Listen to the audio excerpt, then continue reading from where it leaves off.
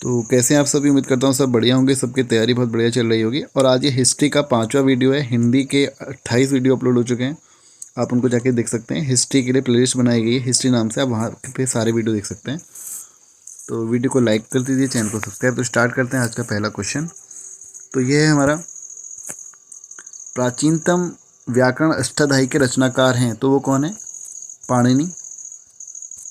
पाणिनि इसके रचनाकार हैं अष्टाध्यायी के। अगर पूछा जाता है कपिल मुनि ने क्या कर रखा है, तो सांख्य दर्शन कर रखा है। और पतंजलि का कौन है? पतंजलि योग के हैं, है ना। और अगर आपसे पूछ लिया जाए, एक क्वेश्चन बहुत बार पूछा एग्जाम में पूछा जाता है, स्वप्नवास वदत्ता। स्वप्नवास वदत्ता के लेखक, तो उसके लेखक कौन है? भास। ठीक है। एक है नीतिसार। नीतिसार के लेखक कौन है? कामंदक। एक है कौमुदी महोत्सव, इसके लेखक कौन है? वज्जिका। एक है अमरकोश। अमरकोश के लेखक है अमरसेन। अमरकोश को हम संस्कृत की डिक्शनरी भी बोलते हैं। और कामसूत्र बहुत बार पूछा जाता है, तो कामसूत्र के लेखक कौन है? वात्सायन। एक है सूर्य सिद्धांत, वो किसने लिखा है? आर्यभट्ट ने लिखा है। एक तुलसीदास जी का पूछा जाता है, जो कि क्या है हमारा? रघुवंश एवं कुमार संभव, ये किसके हैं? महाकाव्य हैं। किसके? तुलसीदास के। मेघदूतम और ऋतुसंहार, ये किसकी कविता है, लेकिन लिखी किसने है? तुलसीदास जी ने ही लिखा है इसको। ठीक है। तो आगे बढ़ते हैं। एक 10 कुमार चरित्र भी पूछी जाती है। 10 कुमार चरित्र, ये किसकी है? दंडिन की है। अगला क्वेश्चन, निम्न में से कौन सी स्मृति प्राचीनतम है? तो मनु स्मृति प्राचीनतम है। और आधुनिक मनु किसको कहते हैं? BR अम्बेडकर को कहते हैं। एक एग्जाम में क्वेश्चन ये भी पूछा गया था, तो नारद स्मृति है, कौन से कालीन की है? तो यह गुप्तकालीन है। इससे गुप्तकालीन गुप्तकालीन के बारे में क्या पता लगता है? सामाजिक और धार्मिक स्थिति के बारे में, उनके बारे में जानकारी पता लगती है। और नारद स्मृति में एक चीज़ और बताई गई है, नियोग प्रथा के बारे में बताया गया है। ये भी एग्जाम में क्वेश्चन पूछा गया है कि नियोग प्रथा स्त्रियों के पुनर्विवाह की अनुमति दी है किसमें? नारद स्मृति में। दासों की मुक्ति के बारे में भी बताया गया है किसमें? नारद स्मृति में। और ये कब की है? अगर टाइम पीरियड की बात करेंगे तो 300 से 400 AD की है। ठीक है। पाराशर स्मृति की अगर हम बात करें, तो ये कौन से टाइम पीरियड की है? अब आप आइडिया लगा लेंगे। पाराशर स्मृति का 300 से 500 AD की है, के बीच की है। ठीक है। आगे बढ़ते हैं। आदि काव्य की संज्ञा किसे दी जाती है? रामायण को दी जाती है आदि काव्य की संज्ञा। महाभारत में वर्तमान में कितने श्लोक हैं? 1 लाख श्लोक है ना। और जब ये शुरुआत में जब बना था, तो इसको क्या नाम दिया गया? तब इसमें थे 8800 श्लोक। तब इसे कहा जाता था संहिता, जय संहिता। बाद में इसमें कितने श्लोक हुए? 24,000। फिर इसे क्या नाम दिया गया? 24,000 श्लोकों में फिर इसे नाम दिया गया था भारत। और जब इसमें 1 लाख हो गए, तब इसे क्या कहने लगे? महाभारत। अगला क्वेश्चन है, प्राचीनतम पुराण है, तो प्राचीनतम पुराण है मत्स्य पुराण। ये कौन से वंश से संबंधित है? आंध्र सातवाहन से, मत्स्य पुराण का। अगर बात करें विष्णु पुराण का, तो मौर्य वंश से संबंधित है। वायु पुराण, वायु पुराण किससे संबंधित है? गुप्त साम्राज्य, गुप्त वंश से संबंधित है। ठीक है। अगला, ऋग्वेद में सबसे पवित्र नदी किसे माना गया है? तो सरस्वती को माना गया है। अगला क्वेश्चन है, वैदिक काल की आधारभूत इकाई थी, तो वैदिक काल की जो आधारभूत इकाई है वो क्या थी? कुल, कुटुंब। अगला क्वेश्चन, ऋग्वैदिक काल के उस सबसे प्रधान देवता की पहचान करें जिसकी स्तुति में 250 सूक्तों की रचना करी गई थी, तो वो थे इंद्र। किस वेद में, अच्छा, इंसान और देवता के बीच की मध्य कड़ी किसको कहा गया था? अग्नि देवता को। अगला क्वेश्चन, किस वेद में सभा को नरिष्ट अर्थात सामूहिक वाद विवाद या अनुल्लंघनीय कहा गया? तो ये कौन था? अथर्ववेद। अगर बात करें अथर्ववेद के उद्गाता कौन है या पुरोहित कौन है? ब्रह्मा। ऋग्वेद के कौन है? होत्र, या होता भी लिखा रहता है। यजुर्वेद के कौन है? अथर्वयु। और सामवेद के कौन है? सामवेद के हैं उद्गाता। अगला क्वेश्चन, किस रचना में नारी को सुरा और पासा के साथ 3 प्रमुख बुराइयों में शामिल किया गया है? नारी को सुरा और पासा के साथ 3 प्रमुख बुराइयों में शामिल किया, मैत्रिणी संहिता में किया गया है। जो शतपथ ब्राह्मण है, कौन से वेद का ब्राह्मण है? ये है यजुर्वेद का। एग्जाम में पूछा गया है यजुर्वेद का। ऋग्वेद के कौन से ब्राह्मण हैं? ऐतरेय और कौशिकी। और सामवेद की अगर बात करें तो पंचविश और तांडे।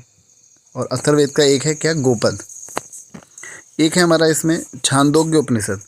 जो ये छांदोग्य उपनिषद है किससे संबंधित है, एक बार क्वेश्चन आया है एग्जाम में, सामवेद से संबंधित है। और छांदोग्य उपनिषद में कृष्ण की भक्ति का सर्वप्रथम उल्लेख किया गया है। और है किससे संबंधित, गुप्त काल से संबंधित है। हमारा कृष्ण का जो भागवत धर्म है ये किससे संबंधित है, गुप्त काल से। और छांदोग्य उपनिषद किससे संबंधित है, सामवेद से संबंध रखता है। अच्छा, एक शिव का सर्वप्रथम उल्लेख किस उपनिषद में है, तो वो है श्वेताश्वर उपनिषद में। और भक्ति का भी उल्लेख सबसे पहले श्वेताश्वर उपनिषद में ही किया गया था। अगला क्वेश्चन देखते हैं। उत्तर वैदिक काल में किस देवता का सर्वोच्च स्थान प्राप्त था, वो था प्रजापति। अगला क्वेश्चन, प्रजापति भगवान का सबसे क्या था, सर्वोच्च स्थान था उत्तर वैदिक काल में। अब हमको इसमें मैचिंग वाला है राजसूय यज्ञ। तो राजसूय यज्ञ क्या है, राजा के सिंहासनोरोहण से संबंधित यज्ञ है। अश्वमेघ यज्ञ राजनीतिक शक्ति को बढ़ाने हेतु किया जाने वाला यज्ञ है। अच्छा, ये दोनों के जो यज्ञ हैं, राजसूय और अश्वमेघ यज्ञ।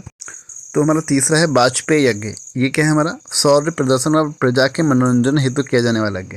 राजसूय यज्ञ और वाजपेयी यज्ञ, इन दो यज्ञों के बारे में यजुर्वेद में बताया गया है। ये क्या थे, क्योंकि दो राजकीय यज्ञ थे। अग्निष्टम यज्ञ, इसमें क्या है, देवताओं को प्रसन्न करने हेतु अग्नि को पशु बलि दिया जाने वाला एवं सोमरस का पान किया जाने वाला यज्ञ था। तो ऑप्शन ए सही है इसमें। अगला क्वेश्चन, अब ये नदियों के नाम है, पुरानी नदियों के नाम दिए गए। तो परसुणवी को क्या कहा जाता था, रावी। सतुद्री को सतलज, अस्कनी को चिनाब, विपाशा को ब्यास। तो ये आपके भूगोल का भी क्वेश्चन है, ये ऑप्शन ठीक है। संस्कारों की कुल संख्या 16 होती है, जो आपके जनेऊ से लेके लास्ट तक संस्कार होते हैं, जन्म से लेके। आगे बढ़ते हैं। ये क्वेश्चन आता है एग्जाम में कि ब्रह्म विवाह क्या है। तो ब्रह्म विवाह है समान वर्ण या जाति का विवाह। दैव विवाह क्या है, तो दैव है पुरोहित का पारिश्रमिक में मिले कन्या के साथ विवाह। आर्ष विवाह क्या है, कन्या मूल्य के रूप में एक जोड़ा गाय व बैल चुकाकर किया जाने वाला विवाह। प्रजापति विवाह क्या है, बिना दहेज का विवाह। तो ऑप्शन ए सही है इसमें। अभी इसमें गंधर्व विवाह और भी टाइप के जो विवाह हैं वो भी दिए गए हैं। तो जो गंधर्व विवाह है वो क्या है, हमारा प्रेम विवाह। आसुर विवाह है कन्या को खरीद कर किया गया विवाह। राक्षस विवाह, पराजित राजा की कन्या या अपहरण की गई कन्या के साथ विवाह। और लास्ट है पैशाच विवाह। ये किससे संबंधित है, सोई हुई अवस्था में कन्या को गुमराह कर या मानसिक रूप से अस्वस्थ कन्या को गुमराह कर उसके साथ किया गया है। तो ऑप्शन ए ठीक है। इसमें आपको याद करने पड़ेंगे कौन सा विवाह क्या है। इसमें गंधर्व विवाह बहुत बार पूछा जाता है, और जो ऊपर है इसमें आपका ब्रह्म विवाह बहुत बार पूछा जाता है, तो ये मोस्ट इंपोर्टेंट है। अगला है हमारा 3 ऋण में शामिल नहीं है। तो क्या नहीं है भाई, मातृ ऋण शामिल नहीं है। क्या क्या है, देव ऋण, पितृ ऋण और ऋषि ऋण शामिल है। अगला क्वेश्चन है ऋग्वैदिक काल से संबंधित मृदुभान संस्कृति है। ये बहुत बार रिपीट होता है। तो गेरुवाणी मृदुभान संस्कृति, ऑप्शन ए। उत्तर वैदिक काल से संबंधित मृदकान संस्कृति है। तो ये क्या है, चित्रित धूसर मृदुभान। यानी कि उत्तर वैदिक काल में बाद वाले में क्या आ गया, जो बर्तन वगैरह थे उनमें क्या गया, चित्रित उनको करने लग गए थे। और उससे पहले क्या, खाली गेरुवर्णी मृदुभान संस्कृति। हरियाणा प्रांत में चित्रित धूसर मृदुभान स्थल किस स्थान पर हाल ही में किए गए उत्खननों से प्रकाश में आया, तो वो है भगवानपुर, ऑप्शन बी। अगला है प्राचीनतम विवाह संस्कार का वर्णन करने वाला विभाग सूत्र किसमें पाया जाता है, तो है ऋग्वेद में। अगर ऋग्वेद के उपवेद की बात करें तो क्या है वो, आयुर्वेद। कहीं कहीं अथर्ववेद भी लिखा हुआ है। और जो आत्मा के आवागमन की जो परिकल्पना करी गई थी वो भी हमारे ऋग्वेद में ही करी गई थी। एग्जाम में क्वेश्चन पूछा गया है पहले। ऋग्वेद संहिता में मंत्रों का 1/4 किसको है, इंद्र को है समर्पित। अगला क्वेश्चन है ऋग्वेद में अघन्य शब्द यानी कि वध योग्य नहीं का शब्द किसके लिए प्रयोग में किया गया था, तो वो है गाय, ऑप्शन बी। अब मैचिंग वाला क्वेश्चन है। तो सबसे पहले इसमें है संग्रह हेतु। तो ये क्या कहलाता था, ये कहलाता था कोषाध्यक्ष। 1 2 सभी मिले हुए हैं, मैचिंग में ही हैं। और जो हमारा भागदूत है वो क्या है, हमारा कर संग्रह करता। छता छन्नी, पासे के खेल में राजा का सहायक। ये आपको रटने ही पड़ेंगे भाई, याद करना ही पड़ेगा इनको। और अगला है हमारा इसमें अक्षवाप। तो ये क्या है, प्रतिहारी राजा प्रसाद का सक्षक। तो इसका 1 2 3 4 आंसर होगा। संग्रह हेतु हो गया कोषाध्यक्ष, भागदूत हो गया कर संग्रह करता, छता हो गया छन्नी पासले के खेल में राजा का सहायक, और अक्षवाप हो गया प्रतिहारी राजा प्रसाद का सक्षक। अगला क्वेश्चन है, ऋतु स्थापित करने के कारण किस वैदिक देवता को ऋतुस्य गोप कहा गया है? तो वो किसको कहा गया है? वरुण को कहा गया है। निम्नलिखित में से कौन मूलतः जल या समुद्र का देवता था? तो वो था वरुण। अगले क्वेश्चन के बारे में बात करते हैं। तो 4-5 क्वेश्चन और बच्चन को भी कंप्लीट कर लेते हैं जल्दी से। ये है हमारा 3 क्रम पगों में तीनों लोक की माप लेने के कारण किसे उपक्रम कहा गया? तो विष्णु को कहा गया उपक्रम। अगला है मैचिंग का है भी, पूसन, तो पूसन विवाह का देवता, रुद्र पशुओं का देवता, धौस या धो जगत का पिता, और अदिति देवों के महान माता। तो ये याद रखेंगे, पूसन विवाह का देवता, रुद्र पशुओं के देवता, धौस धो जगत के पिता, अदिति देवों की महान माता। मनुस्मृति मुख्यतः संबंधित है, किससे संबंधित है? समाज व्यवस्था से संबंधित है। अगला क्वेश्चन, गायत्री मंत्र की रचना किसने करी थी? तो वो करी थी विश्वामित्र ने करी थी। और गायत्री मंत्र हमारे कौन से मंडल में है? ऋग्वेद के 3रे मंडल में है ना। और नवम मंडल किसको समर्पित है? सोम देवता को समर्पित है। 2nd मंडल की रचना किसने करी? मैं आपको पहले कल वाले वीडियो बता चुका हूँ, गुप्त समद ने करी। 3rd मंडल की विश्वामित्र ने करी। 4th मंडल की वामदेव ने करी। 5th मंडल की अत्रि ऋषि ने करी। 6th मंडल की भारद्वाज ऋषि ने करी। 7th मंडल की वशिष्ठ ऋषि ने करी।